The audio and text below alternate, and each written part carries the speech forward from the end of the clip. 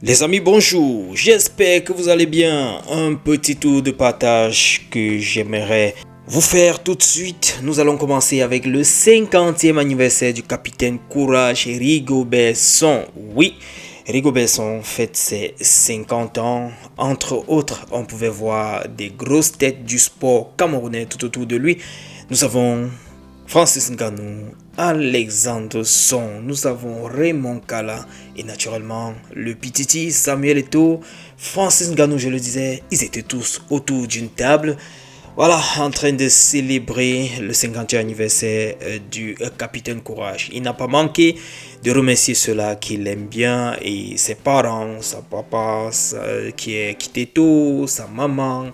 Bref, il est très content, il se réjouit de ces un an de plus en tout cas. Je joins aussi ma voix à ceux-là qui étaient autour de lui pour lui dire Happy Birthday, capitaine Courage. Nous allons ensuite switcher sur cette autre actualité les amis. Ernest Obama qui demande à Jean Lambert de s'occuper de sa mairie et de ne plus critiquer, du moins, voilà, je paraphrase comme ça, son ancien employeur. Ce qu'il a fait un peu sorti de ses gonds et il a sèchement recadré. Il lui a envoyé quelques mots, quelques missiles.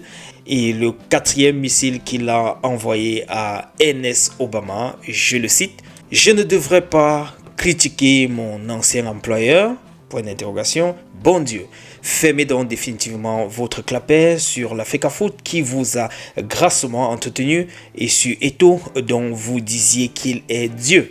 Et je verrai quel autre sujet vous traiteriez avec la même avidité, confraternellement. » Voilà la réaction de Jean Lambert. Je vais vous laisser suivre à la suite de ces quelques actualités la vidéo qui l'a poussé à envoyer ses missiles en direction de Ernest Obama.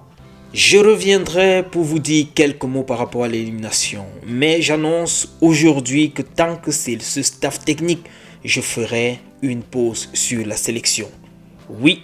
Ça, c'est la réaction du joueur sénégalais Pape Gueye, visiblement mécontent par la façon avec laquelle ils ont été éliminés.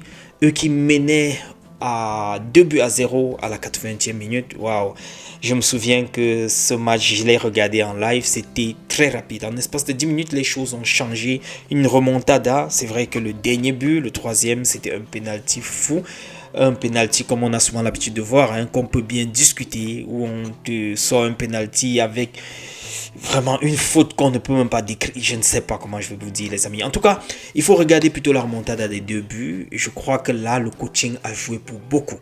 Et du coup, il n'a pas gardé sa langue. Il a directement dit, si c'est avec ce staff qu'ils vont continuer, le gars préfère faire une pause par rapport à la sélection.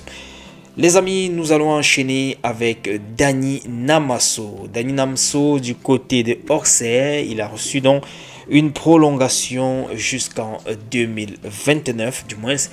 Il est sous contrat avec Auxerre jusqu'en 2029. L'attaquant camerounais est désormais lié au club, comme ça là, encore pour, je dirais, nous sommes en 2026, encore pour 3 ans. L'option d'achat a été donc levée du côté de FC Porto.